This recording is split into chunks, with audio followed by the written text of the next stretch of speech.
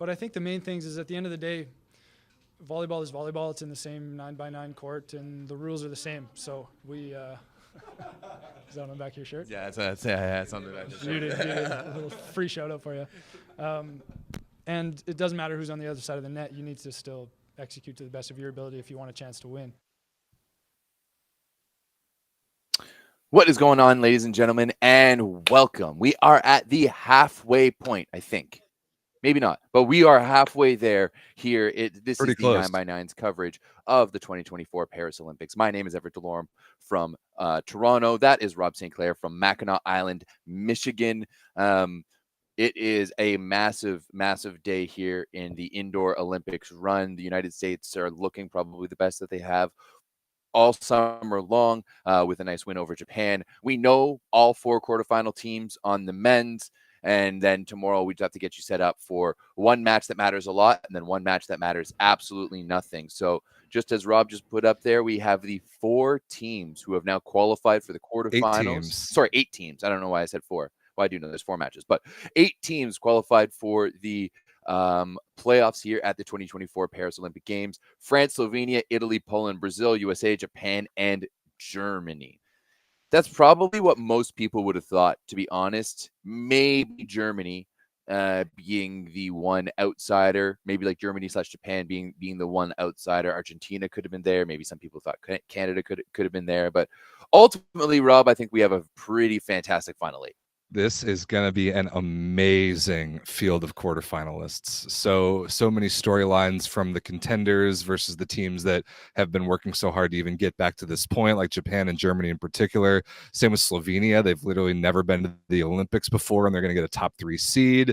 And then all the medal favorites and all the teams that have Olympic pedigree, and it's going to be incredible. So while we do know the 8 teams, we do not know the matchups yet. That one match tomorrow, like Everett mentioned, between Italy and Poland, that is the last one on the men's side that actually matters in terms of outcome for the quarterfinal seedings. Yeah, we can go all over those hypotheticals at the end of the show. I think, for sure. But we'll jump into it chronologically with the matches as we always do. And Everett, I don't even want to talk about this game. Japan. No, I just want to talk about how mad I am about it. Germany. So Germany killed Argentina 3-0. The first set was 25-13, and Argentina knew that in order to have a chance to advance, they had to win this match 3-0. Embarrassing. So went out and did some shopping. Going right after the Olympics, going on a big camping trip. So we were like, hey, got to go do some shopping. Went and did our shopping for some camping. Took advantage of a nice little sale. As we're walking home, our friends are like, hey, do you guys want to go drink in a park? And I was like, yeah, sure. So go hang out with our friends. Dude, I love drinking We're just outside, like drinking in the park. They have to work today and stuff like that. Like one of them works for the government of Ontario. The other one works for Labatt. And, we're just drinking, having a good time. And it's getting later and later. And I'm like, you know what? And my buddy's like, I'm not going to my workout class tomorrow. I'm going to have another. And I was like, okay, you know what? I'm just not going to try to sleep tonight. I'm going to watch I'm going to continue drinking, watch the 3 a.m. game. And then I'm going to sleep afterwards during Poland or Brazil versus Egypt. Of course, we get home. It's like 1:30, get an hour and a half. Fine. Sam and I rock a nice little game of Mario Party. Love it so much. Wait, which Mario Party? Which Mario console? Party 6. Is that GameCube? Yeah. Absolutely. We have 5, 6, and 7, and 6 is hands down the best. So we rock a little bit of a Mario Party, and then we're like, hey, let's watch this game. Immediately, Argentina just starts shitting the bed. And once again, I've hyped it up and saying that like the only way that Canada can move through is if by Argentina gets a 3-dom. And I thought they would have understood that. I thought that would have made them be maybe a little bit excited to potentially go on and defend their Olympic medal. But instead, we got absolute bullshit from the South American champions. It's like they won the South American championship last year and they just crowned themselves kings of the world. Because since then we have not seen a decent version of Argentina, right? They were terrible at the Olympic qualifiers. They were lukewarm during VNL, and they've been dog shit during these Olympic Games. 1-9 in sets. As a reigning medalist, I know this pool is hard, but come on, man. Like what is going on in Argentinian volleyball right now? Like the fact that they knew what the math was. They knew what their criteria for advancement were. They had to have known. And they go out and lay a 25-13 egg. 13? What are we doing? There's not really any words to describe how embarrassing that is. No, 13 with your tournament on the line? And like that's the end of like the Checo and like Facundo Conte That's it. national team legacy, probably. Not probably, definitely. Yeah, DeCecco said that he's going to take at least one summer off and then talk about his future with the Argentinian national team. But like, there's nothing really more for him to play for in this next quad. Like he'll be, what is he now? 36? Like he'll be close to 40 in Paris. Like, sorry, not Paris, in LA. Like that's it for two legendary players, and with their tournament on the line, they put up 13 points. He's 36, yeah, so he'd be 40 in LA. Yeah, no, he's dude. Olympics, yeah. Just a bad look. But on the other side of the net, Rob, this German team looks really dangerous and really good. Karlitzek is having the best tournament of his life. Brema is a legit weapon down the middle. I think Rijkaard is a fantastic P2. Zenger is like very underrated libero. I think he's super solid. And Grosjean is still looking like Grosjean. He's not dominating the way that he did at the Olympic qualifying tournament, but he looked a little bit younger in this one. Yeah, 4 blocks today. That was nice. Yeah, 4 blocks, 11 for 22 overall, only 2 errors. But once again, it's not like there was a lot of grease around from Argentina, just like fucking up that, he was just rolling the entire time. Just insane. The fall of this Argentinian team from a bronze medal to going 0 in pools 3 years later with 5 out of the 7 same starters. It's really quite sad, honestly. And that program needs a serious reality check and a reset on what their identity is and what their plans are going forward. Because like once DeCecco leaves, are you going to send Matias Sanchez out there at 5'6" every match of your summer and whatever? Who's that other guy? I can't remember. Matias Giraudo is the other guy. He's taller, but he can't really set the ball that well. Like a lot of questions after an extremely disappointing tournament for Argentina. But Germany is exactly as legit and scary as we kind of thought they would be. 2-1 as the 4 seed in the hardest pool in the tournament, and they deserve a lot of credit for being a damn good team around Gerhard Grosser. Yeah, for sure. I mean, there's other teams that have that one fantastic player and they're just not getting the support. Germany has all of that support. Yes, they do. Right? They have all of that support to be able to put him up there, that he's just playing at a height that kind of no one else can. I think Karlitzek's, once again, having one of the tournaments of his life, and they're just staying steady. They're just staying steady. They're not really going to Compa anymore. They're just sticking with Tila, which is what you should be doing. For sure. And this German team is going to be an issue for whoever they play. This German team is going to be an absolute issue. And they're going to get an interesting draw because they took second in their pool. We'll talk about that later. So they're probably going to get I don't know. So right now, Germany is dead tied with France in every metric, and it'll come down to point ratio. So I don't know which one of them is going to get a higher seed. Actually, I might be able to look that up right now. Give me this combined standings on the Volleyball World site. It is France over Germany barely. Wow. 1.11 versus 1.08 point ratio. So Germany is going to be no worse than the 6th seed, depending on what happens tomorrow with Italy and Poland. And they're going to get a I don't know about decent, but probably a winnable game in the quarterfinal. And they deserve it. They've put themselves in a great spot. You think so? But they could potentially be playing France. They could be playing France. That would be difficult. But I think France has looked rather beatable so far this Olympics. And we'll talk about their match in a minute. Yeah, we have to play France in France. You do? I don't know. Yeah, I don't know. We'll talk about it more on tomorrow's show when the actual bracket matchups come out. We can talk a lot more about what we can project. But I think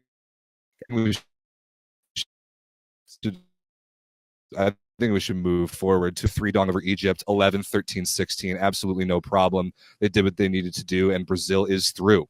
Brazil is through to the quarterfinals, and I was wrong. I was wrong. Darlin, Lucarelli, Leal, all in double digits. I think this is kind of the perfect opportunity for Darlin to just kind of feast, right? For sure. On a lesser team like this. So yeah, this is what we expected from this result. And thank you very much, Egypt. Have a cookie on your way out. Yep. 0-9. Thanks for participating. See you later. Brazil will be either the 7. No, I think Brazil is guaranteed to be the 7 seed. Yes, they are. So Brazil will take on whoever is the 2nd seed overall, depending on what happens tomorrow. Anything else about this game? Because I sure don't. I did not watch this, and I don't think we need to. 3 dong in this magnitude, 21 errors on Egypt's side. They basically just gave away this match to Brazil. I mean, yeah. They might as well have been playing a team of just athletes from the village. Yeah, 11. 11 is very bad. That's bad. It is what it is. You get a team from Africa in there for the sake of representation. That's respected. Argentina lost 25-13 in an elimination set. Far worse. Far worse. Far more embarrassing. And people are going to think that I'm mad at it because of Canada. No, I'm mad at it for Argentina. Like Canada, like if we somehow qualified in the most backwards way possible for not only the Olympics and the playoffs, like it would have been too much. Like it just would have been too illegitimate, especially like the way that we played. Right? If we had been able to win that 4th set against Slovenia and push them to 5, it would have been a whole different story. Then we would have been in this thing, and we would have deserved to be there.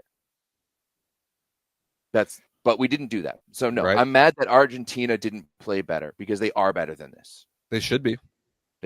Egypt should not be better than this. This was what we expected out of Egypt, and they played 3 world-class teams, or whatever you want to say about Brazil. Brazil is back in the quarterfinals, a place that they're very much used to being, and we'll see how much damage they can do. I have no more to say about this game. No, we will see how this goes. All right. Before we get into the 2 games that are real good, we got 2 important things of which to remind you all. The first is, if you want to pick up a subscription to VBTV, which you all will, it's a matter of when, not if, you want to do this. When you decide to do this, you want to use the link in our description, because it takes you directly to get your VBTV subscription to watch all the Beach World Tour, all the Italian Superlega. I think they got the Brazilian League on there this fall. You get VNL and the World Championships for next year. Remember, next year is a World Championship year. So you're going to want VBTV subscription, and when you do, use the link in our description. If I find out that someone from our community is using someone else's VBTV subscription, that may be a bannable offense from the Discord. It might be a bannable offense. I'm just saying. Now, it will be an honor system. It's not like we can check it anyway, but just support your boys. Don't let it happen. Yeah, exactly. Support your boys. And while you're at it, you can head over to shop.volleyballworld.com to pick up, amongst other things, the official Paris 2024 Olympic game balls from Mikasa. But you can also get all of the VNL merch, plenty of things from shop.volleyballworld.com. So head it over and grab one of the official Paris 2024 Olympic game balls. Do it. All right, Everett. 2 bangers, and there's a lot more to talk about here. First and foremost, a banger at the top of Pool A to decide who wins this pool, who takes a very high seed into the bracket. And in Paris, Slovenia, in their first Olympics ever, go up 2-0. They had 3 match points in the 3rd set before France was able to rescue it with an Antoine Brizard tape ace. France won the 4th, pushed it to 5. A lot of drama across the board, especially late in the 5th set. But Slovenia goes undefeated in pools in their first Olympics ever. They take out the reigning champs in Paris. I don't even know where to start here, Mr. Delorme. I think first and foremost, I think we should address the drama. Yes, right? we should. I think we should give first. Okay, so there was 2 non-calls against France late in that 5th set, and some French fans are very upset about. First and foremost, the one that we're seeing a lot going around Twitter and all that stuff is the no call on the triple contact by earn out and serve receive. Triple. It went bang, bang, bang. Like, yeah, it was bad. It was really gross. It was bad, but it was first contact. You cannot call a double on first contact. It is not a call that can be made. Correct. Some refs in that situation, if the ball is played in one motion, a double contact cannot be called in the first contact, no matter what. That's the rule. Learn the rules. And that's what it was. Some refs sometimes will call a lift. And it's like one of those contentious points being like, that's so ugly, I'm going to make the wrong call here. But I don't think they're going to do that at the Olympics. So that's the first point on that. The second one, I do think it was down. Given the way that when you watch it, how was it? I think it was Stern who was there playing defense. How Stern moves to that ball. Might have been Ropret. Yeah, it was Patry on the right side. I think it was 13-11. And on his second swing in the rally, I thought that ball was down as well.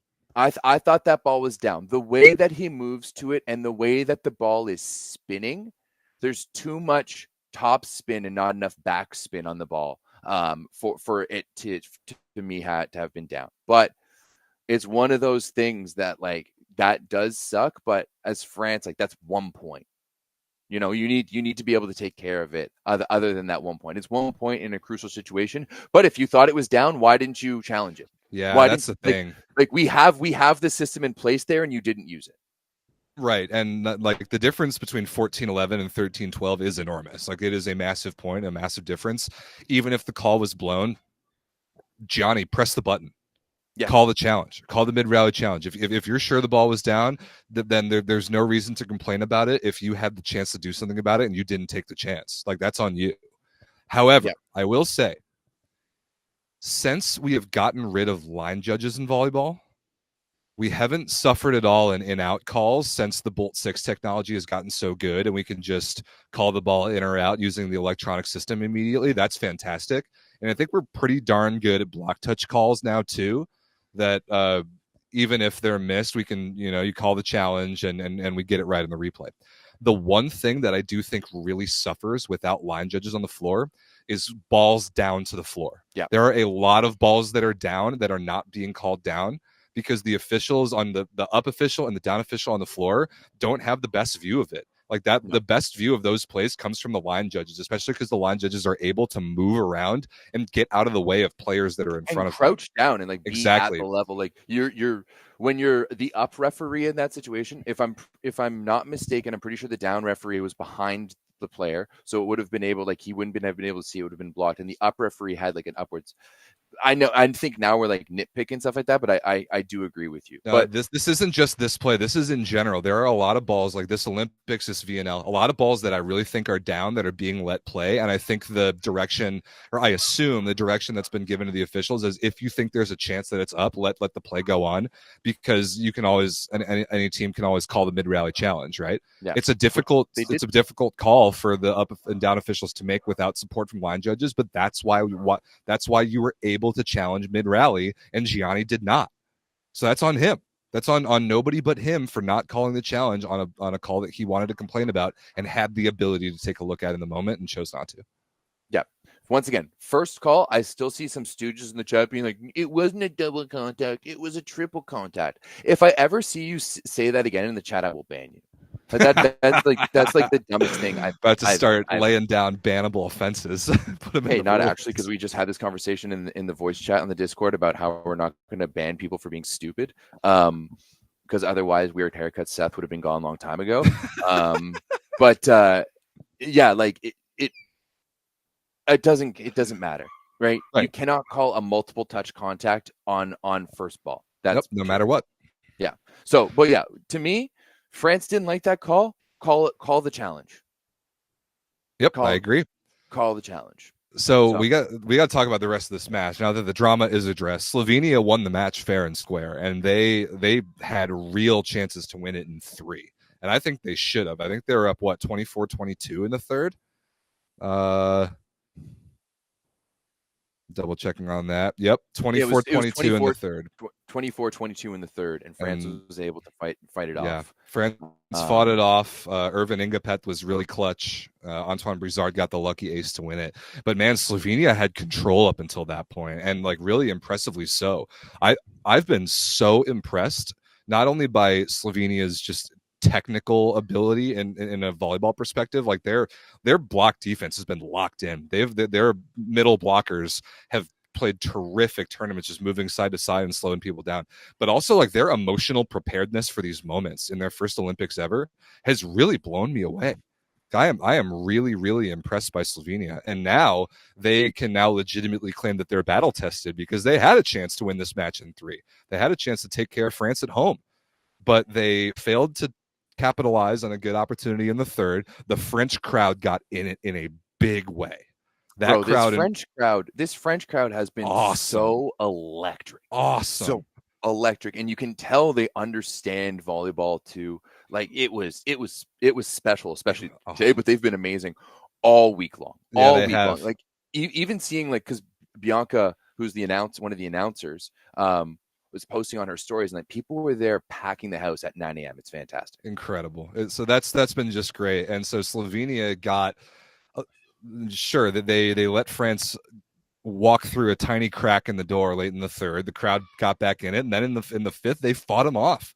Even though Tonček Stern, who's carried them through the tournament so far, his level dropped off a little bit in the second half of the match, they figured it out anyway. Super clutch ace by Tina Ernau, clean into the seam in the fifth. Like this, Slovenia is the most impressive team to me in the pool phase, even more than the United States. And I'm cheering for Slovenia now. I'm a Slovenian stan for the rest of this Olympics, because I kind of want to see what this team does. I think they're so solid. I love the way that Ropret runs this offense. Me too.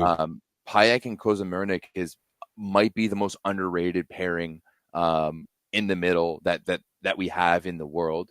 Chebul can be fantastic. They don't make a lot of errors. Oh, actually, they did actually make quite a few errors today. 26 hitting errors. Yeah, 27 errors total, 26 hitting errors. They did get blocked 15 times though, and France's block really woke up late in the match. Like 11 unforced errors attacking is not terrible. Stern did have a couple bad ones. Ropret got him a wide open net. I think it was in the fourth, maybe, like completely wide open net, and he flailed it out of bounds. So like that was bad. But another thing that impressed me is Slovenia's serving, man. I did not think of them as a great serving team coming into the Olympic Games. They had 12 aces on 16 errors today. That's amazing. 4 for Chebul, 3 for Kozamernik, 3 for Stern, 1 for Payek, 1 for Ernau. That's remarkable. This team is really, really good right now. This team is really, really good. They're so solid. They look really good. Their jerseys are fantastic. They've got quality at every position. They can pass well, they can serve well, and they don't play an overly complicated style of volleyball. I mean, you yourself have called them boring before. And it is very straightforward in the way that they play, but their level of straightforward is a better word. I like that. Yeah, straightforward is better, but it's mostly for me, it's their level of execution that's so high for them. And they're just playing at that high level. But this is a team, Rob, that when you look at their history in volleyball and in general, and what they've done over the past few decades, like how many European championship medals does this team have? You know, silver 4 out of the 15, last 5, silver in 19, silver in 21, bronze in 2023. And once again, I've told this story before. Back in 2011, when Canada was qualifying for the World League, in the first round of World League qualifying, we had to play the team from Europe, and it was between Slovenia and Slovakia won, right? Like Slovenia was losing to Slovakia in World League qualifying back in 2011. And now they're at the point where they've medaled 4 out of the past 5 European championships, and they got what, 4th at the World Championships in 2022. So like this is a veteran team who's been there. And they've done it, and they've done it together, most importantly. And I think that's really oozing right now for this team. Also got to give big time credit to Georgi Kretsu. He has done just a terrific job getting the most out of that team since taking over last year. And they have won their pool at the Olympic Games. And that is something that is remarkable and deserves nothing but respect. So good for Slovenia. I'm really curious to see who they get and how they play in an elimination game scenario. But I think that I trust them more going into the quarterfinal than I ever thought that I would before this Olympic Games. Yeah, whoever has Slovenia in that first round is not going to have a good time. No. And on the Georgi Gretu thing, first of all, can we get announcers at the Olympics who can do fucking proper research and not say that a coach from Romania is from Austria? Oh, yikes. I don't know what happens, but consistently, and it doesn't matter if it's been the world feed or the CBC feed for me, that just the information and the stats and the stuff that people are talking about are just not there. You're bringing up teams that players were playing. It's almost like the information package that they got is old. So I don't know what's been going on, but that way. Man, that's brutal. But for me, Kretu, at this point, he's the coach of the year for what Slovenia did in the VNL. The way that's the way they qualified for their first ever Olympics, and the way that they've played at this Olympic game, Kretu, coach of the year. Love it. Very, very deserving. Now, we do have to talk about France a little bit, Everett. I have a couple concerns about the way that this French team is playing, and I don't think it's anything. I don't think it's anything related to the moment or the stage or their ability at times to fall victim to distractions. I actually have some volleyball related concerns about them. The first is that their offense is not dynamic enough. Their offense is not varied enough, and they are not using enough of the options that they have. And then I think related to that is, what are they doing at the outside hitter position? Why are you waiting until you're down 2-0 to bring Trevor Clevino into the game?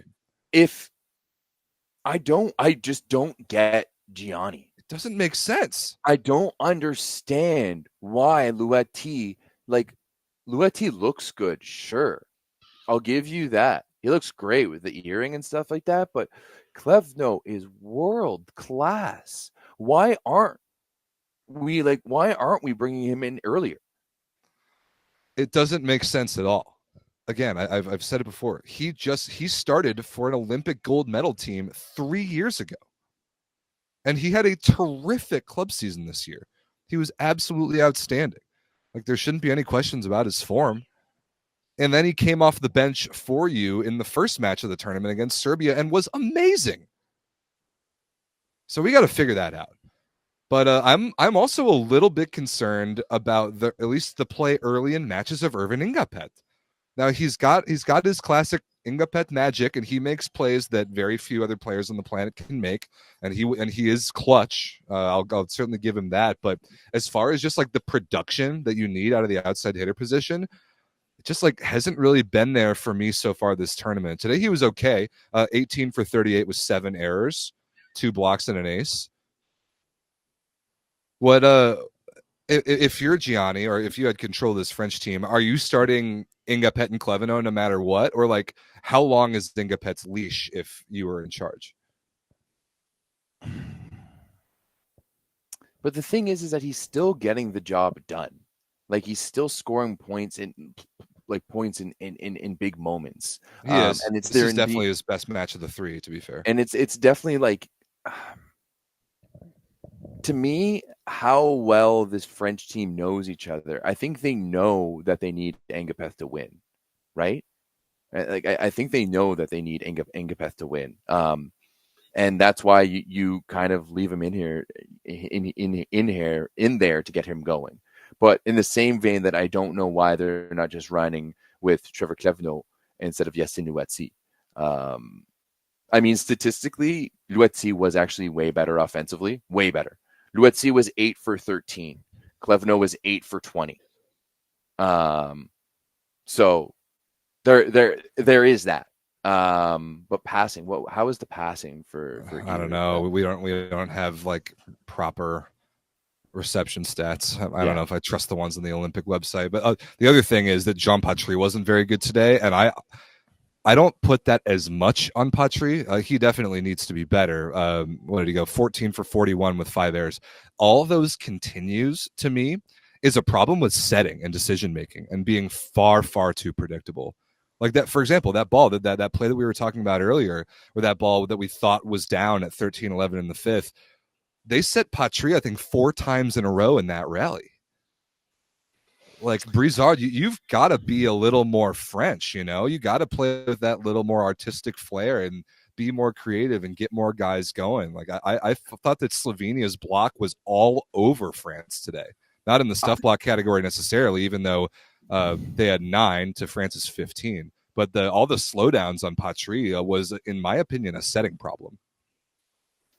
Yeah, I wonder if they're going to make a change at any point to Tonyuti. If does that impact them that much? Certainly in like the blocking and physicality game that Brizard brings, but if the offense improves substantially, I think he would be worth it.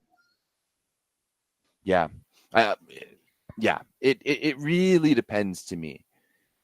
It depends, but I would like to see their offense be a little bit more dynamic. But at the same time, like Brizard saved them with serve at multiple times. He did. So he did. It's the plus and the minus of those things. Yeah. All right. Anything else about this game, or can we move on to the last one that I think everybody is probably pretty excited for us to talk about? Yeah, I think we can move on. Is there anything else that I wanted to talk about? I forgot my fucking notebook upstairs. So classic. I brought up everything. Great job, Slovenia. They win their pool in their first Olympics ever. France figured it out. They'll still be dangerous in the quarterfinals. And now. Oh, real quick. I did think Stalkar did a really good job for Slovenia off the bench.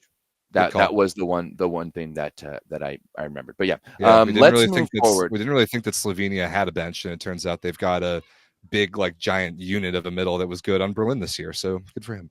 They have Stalkar and they have Rock Mosic. I think their bench is all right. Yeah. Moving forward, Rob, to the pièce de résistance, the one that everyone was waiting for. This one was the battle of the 2 most entitled fan bases in volleyball. So that it was an absolute war in the Discord. Man. And I will say, Rob, before we say anything and before we get into it, I will say this is the best the USA has looked in 2024. I think that this match is the best that USA has looked this season, and I am man enough to admit that. They played a very, very good game. They were dominant through the first 2 sets. Japan couldn't even touch them. Japan's game plan switched up in the 3rd, and they were able to readjust for the 4th and really run away and get that win. And I mean, even in the third, Japan kind of ran away with it, and the USA was able to bring it back. So, I thought this was a fantastic outing for the USA, and I thought it was an absolutely horrendous showing by the Japanese national team. And specifically, and this is I'm being told that, like, the weebs are telling me to say this. They are telling me to get on Ishikawa, and I think in this one we have to. He was bad. 5 for 11 with 3 errors, and we sent him to the bench. That is your best and most important player.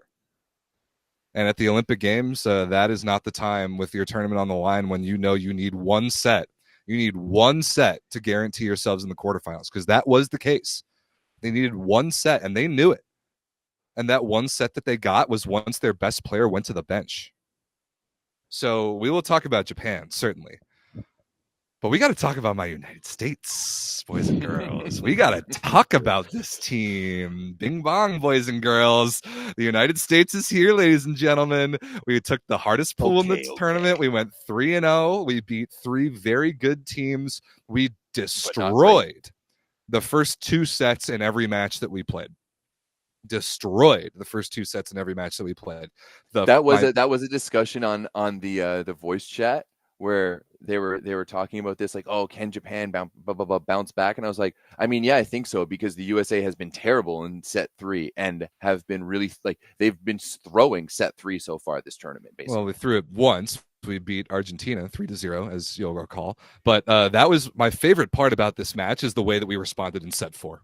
That is absolutely my favorite part about this match and this United States performance, is the way that we responded to Japan lighting it up in set 3. They completely changed their offensive strategy. They never even attempted to swing for the court at the beginning of set 3. They were exclusively going for the edges of the block, and it worked. It absolutely worked. Nishida, Otsuka, Takahashi less so, because he actually has the ability to put balls to the floor. But oh no, wait, it's Ran. Yeah, sorry, yeah, Ran. Ishikawa was long gone at this point. We don't even need to talk about him. But yeah, Japan changed everything up strategically, because we were all over them with physicality in the first 2 sets. There was nowhere they could go around the block. They could not fight off our service pressure. We actually did legitimately beat them in the serve and pass battle, which you yourself yesterday, Everett Delorme, did not think was possible.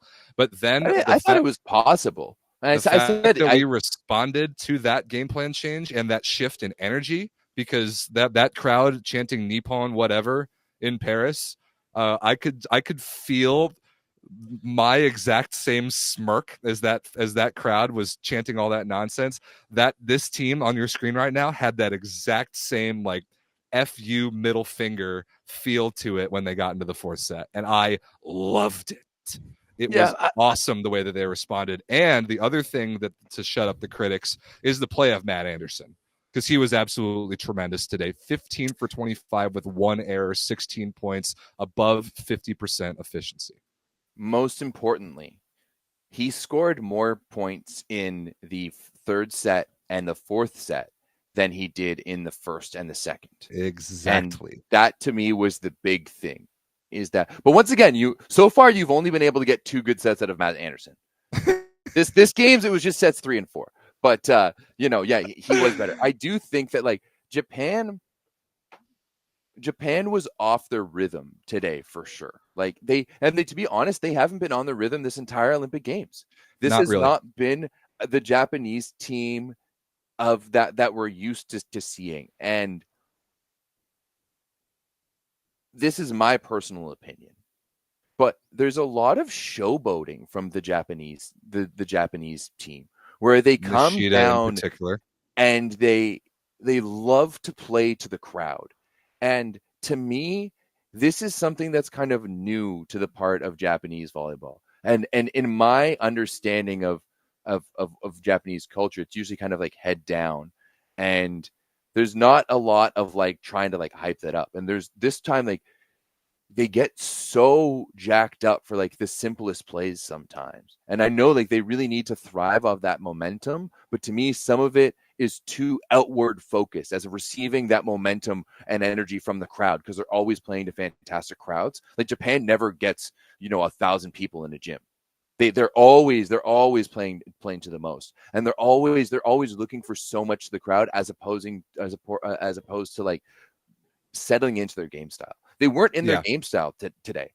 They weren't serving well. They weren't making. Dude, they had 1 ace to 18 errors. Yeah, like that's the worst serving match I can remember from Japan. 5 errors for Japan in the first set. They were able to even it out. 6 errors for Japan in the second set, and in both, like, a combined 11 errors for Japan in the first 2 sets, a combined 2 for the United States. But to me, it was on the defensive side. It was digging, and you just weren't seeing that defensive go from Japan in the sets that they lost. The United States, they picked it up big time in the third. Yamamoto made a couple real big plays that helped that momentum swell, and then you started seeing that Japanese identity where they would recycle the out of system ball and get a good look and chisel off the block and get the crowd going. And that's going to happen when they're playing at their best. But that was especially the serving. I was much more afraid of Japan's serving than it turned out that I should have been. So they 1 ace to 18 errors, and I thought all 4 United States receivers, because we do have 4 guys that primarily pass, were terrific today. I was really impressed with how we handled everything in serve receive, and Micah Christensen looked as good as I've seen him in a very long time. That was like best setter on the planet caliber match from number 11 in red. And then the last guys, but one guy in particular, Everett, you already know. You already know it's the man with the headband. Taylor Averill had 14 points today with 6 stuff blocks. He is playing the best tournament of his life in his first Olympic Games. It's amazing to watch him. He's unstoppable. He went 7 for 8 on offense. The dude has been unreal. Great. Unreal is great, the only way to put it. And he's been doing it by really keeping that same Taylor Averill energy, which I love. It looks like there was that one that he took Otsuka in the third set, hit a high shot, and Taylor Averill tried to like dig it awkwardly in 6 and hit him in his chest. And it fell down. And he kind of walked off like smiling. I was like, damn, shucks, I missed that one. But I haven't really seen him really display any like frustration. He's just been, it seems like he's so thankful to be there that he's just out there balling. And it's really, really been wonderful to see. He has been, in my opinion, consistently the best American player in this tournament, hands down.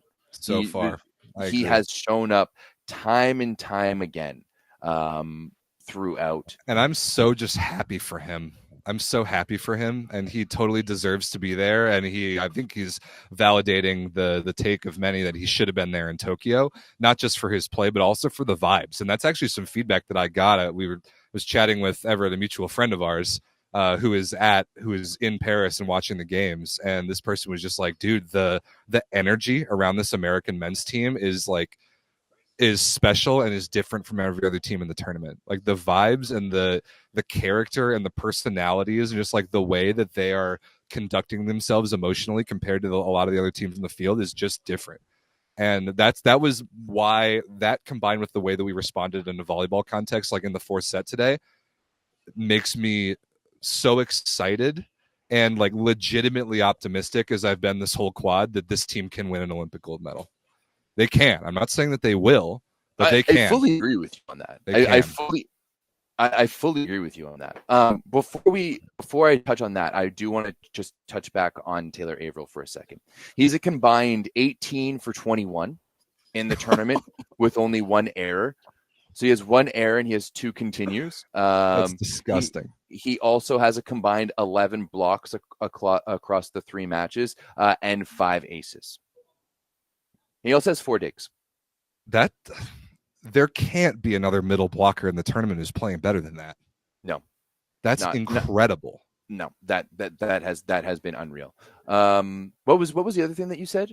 I think that the way that this team is playing right now is Olympic gold medal caliber volleyball, and I really think that it's possible based on if we can keep that up in the draw that we get against whoever we get in the quarterfinals. But there is no team in the world that I don't think that we can beat right now the way that we played today. And it feels really good to truthfully say that and believe it. Feels. I mean, really, I like good. That confidence. I do. Like that's some good confidence to have. Not saying we will win. I'm saying that it is absolutely possible the way that we're playing. Oh yeah, right now. For sure. There's no doubt about it with this roster and this team. But to me, it's all going to be about the emotional stability of the United States. And I mostly think that comes down to one player. I mostly think that comes down to TJ DeFalco. I actually liked what I saw from TJ today because he was getting pretty pissed off in the 3rd set about everybody getting used on the block all the time and Yuji Nishida getting 2-handed throw kills, which would piss me off as well. But then he responded. I thought he responded. He played great. He passed an absolute nail late in the 4th off an impossible serve when we really needed that ball. And then, of course, there was the highlight. I think it was the 3rd. That ball 4th. It was the 4th. That ball that he absolutely exploded down the line, like to the 9-foot line. Just absolutely, that was gross. That was absolutely filthy. bounced. I was like love, literally in like mid storytelling or conversation on the voice chat, and I was like, "Oh my goodness, that was ridiculous." De facto, like it was gross. Inga Pet had a really good one today too. They had two sick bounces down the line. Yeah, TJ's emotional response is, my thoughts on that are the same as the team. I think that the emotional comeback in the fourth set was more important than the volleyball comeback. And if TJ can do that, then his teammates can bring him along for the ride when he gets the way that he can get sometimes. And this team is scary, real scary. Yeah, no, this team is good, especially they're so strong down the middle right now. They're so strong down the middle with the way that Max Holt and Taylor Averill are playing. And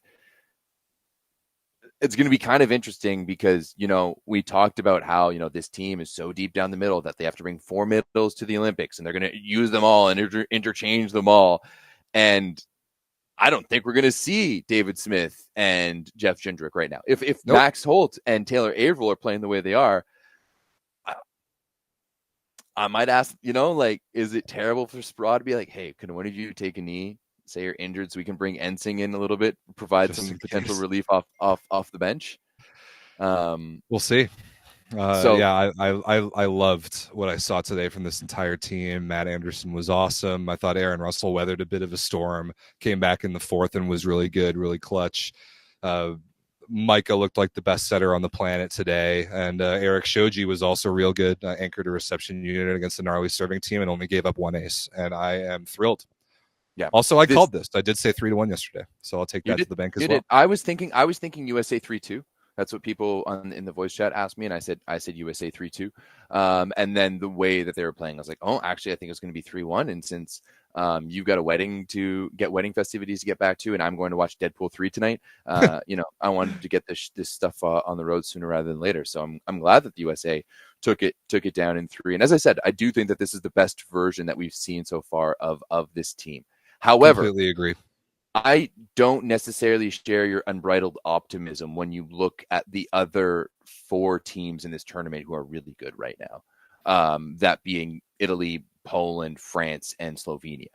That to me, there's 5 teams in that conversation, and the other teams in the quarterfinals, Germany, Japan, and Brazil, are all on the outside looking in, with the potential of bringing up an upset, especially Germany. Well, fortunately for the United States, and I agree with you, like we've been talking kind of this whole quad about there being 4 contenders. There are definitely 5. Like Slovenia is absolutely in there the way that they've played so far. The fact that we won this match today and that we won it in 4 means that no matter what happens between Italy and Poland tomorrow, as we can actually start to look at some of the standings here, we will get no worse than the 2 seed. And that means we're going to be playing either Japan or Brazil. And we just beat Japan, and I feel good about our matchup against Brazil. And that the thing that I most wanted to do was avoid one of those other contenders in the first round. And because we won this match today, we have done that. And that's fantastic. I hope that you guys get second, because I want to see you play Brazil at the Olympics. It would be fun. I think it would be way more dynamic to watch you guys play Brazil at the Olympics than Japan. I agree. I just don't want pool rematches. Like, pool rematches are incredibly lame. 100%. I think that's stupid too. I think USA versus Brazil would be such a bigger banger as well. It would be awesome. So the final standings in Pool C, this pool is complete. USA 3-0, Germany 2-1, Japan 1-2. All 3 of those teams are out. Argentina, thank you for participating. Go back to South America and figure it out. Pool B, Brazil is in at 1-2 with 4 points.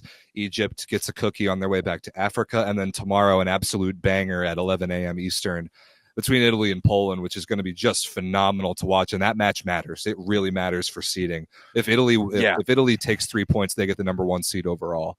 And I actually think the same goes for Poland. At least they would get to 8 points. It would come down to some kind of tiebreakers. They would if they got a 3-dong, they would get first overall. They would get number 1 overall. Right. Yeah, because they've only got one set loss. If they win 3-1, then it would go to tiebreakers. If either of the teams win 3-2. If Italy wins 3-2, go tiebreakers on points. It would go tiebreakers on points. So if Italy wins 3-0 or 3-1, they get first. Correct. If they win in 3, it goes tiebreakers on points.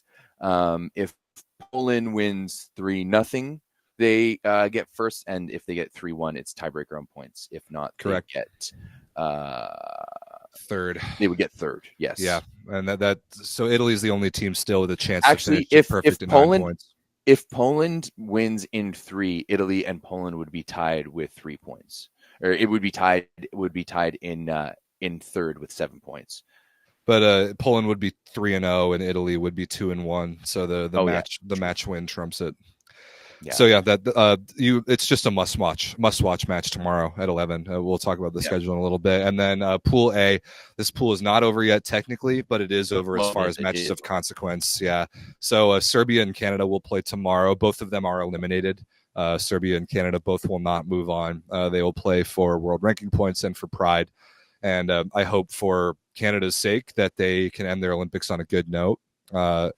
But that match will not matter. And an important programming note, Everett, I think we kind of like we talked about earlier, tomorrow's post-game show, at least on my side, because I have a wedding at 2 p.m. Eastern tomorrow.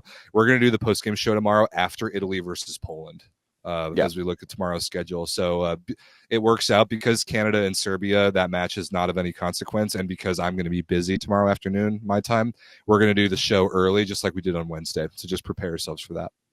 Yeah, we'll do a mid-afternoon show. I like this way better that Japan took care of business and won his set, because I was so sick and tired of weebs asking me like, oh, would you rather Canada throw it so Japan doesn't move on? Hell no!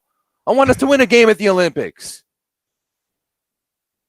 That's it. I want us to get a 3-dom so the boys can go off flexing. Yeah, and that's what it's going to be all about tomorrow. Is those two teams ending their Olympics and fucking pride, right? And like on Serbia's side, like in Marko Pedrašin's case, this is his last Olympics ever. Like he wants to end his Olympic career with a win. It's probably his last match on the national team. A bunch of these Canadian guys too. They worked so hard to get here. It was miraculous, honestly, that they even got to the Olympics, and they desperately want to win a match. And there's going to be a lot on the line for those two teams. It just won't affect the rest of the tournament.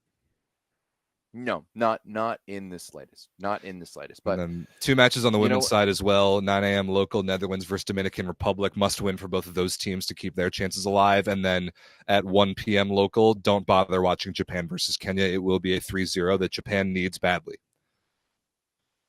But if it wasn't, then what would be happening to Japan? Oh God, the comments, they would be beside themselves. Oh boy. Yeah. So yeah, we will be back tomorrow at something like 1:30-ish p.m. Eastern. Man, I'm not even sure, just because of this timing with this wedding that I'm going to. But we will figure it out and let you all know tomorrow. Enjoy these games. Everett, do you have anything else for the people? No. But if you guys want to do a voice chat tomorrow for Poland and Italy, let me know. It's kind of fun. Sounded like voice chat was a good time. It was. I might jump in there tomorrow. I miss the good old days of the Discord when we could do that sort of thing. Oh, wait, somebody was like, oh yeah, we already talked about all that. Someone was just tagged me on something on the Discord and was just like, yeah. Once again, we've had a lot of people asking in the comments, how do we get onto the Discord? Go back and watch some of our older content. Yep. Go check out some of our older stuff. It's all going to be there, and you can join the best online volleyball community online. Particularly our old, we have a playlist on the home page of the YouTube channel called Drafts, Rankings, and Tier Lists. I particularly like those videos. So we get to do some weird, goofy video content that I think you all are going to like. So if you're looking for the Discord, that's where you can find it. Thank you all very much for watching. Happy Olympics to you all. Happy weekend. We will see you all tomorrow. Bye.